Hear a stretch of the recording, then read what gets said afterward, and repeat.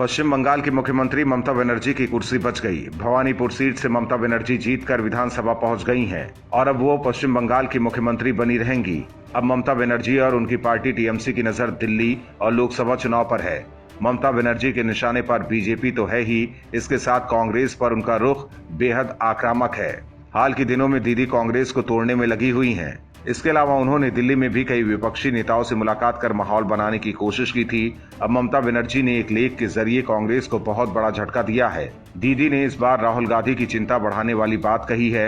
ममता बनर्जी का अगर यही रुख रहा तो राहुल गांधी की सियासी दुकान पर ताला लग सकता है। दरअसल दीदी ने लिखा है कि वो टीएमसी बीजेपी के खिलाफ विपक्षी एकता की मुख्य सूत्रधार बनना चाहती हैं।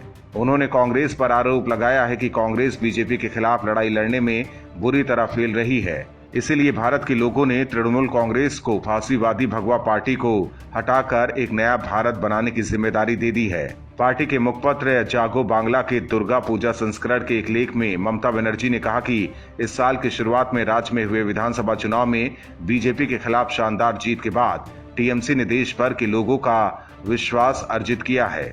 हालांकि टीएमसी और बीजेपी की राजनीतिक लड़ाई कोई नई बात नहीं है, लेकिन इस बार जिस तरह से उन्होंने खुलकर कांग्रेस के खिलाफ मोर्चा खोला, ये गांधी परिवार के लिए बहुत बड़ा झटका हो सकता है।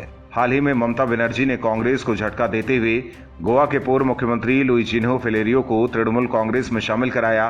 टीएमसी त्रिपुरा में बीजेपी को सत्ता से बेदखल करने पर भी नजर गड़ाए हुए है।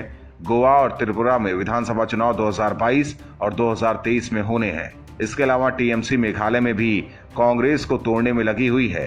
हालांकि लोकसभा चुनाव 2024 में होने वाला है और अगर टीएमसी कांग्रेस के खिलाफ लड़ाई और तेज कर देती है तो विपक्ष ही अलग अलग धड़ों में बढ़ जाएगा और इसका फायदा मोदी और बीजेपी को हो सकता है। वहीं सबसे ज्यादा नुकसान कांग्रेस को ही झेलना पड़ सकता है। Bureau report, OMH news. और भी वीडियोस देखने के लिए चैनल को सब्सक्राइब करें और बेल आइकन को दबाएं।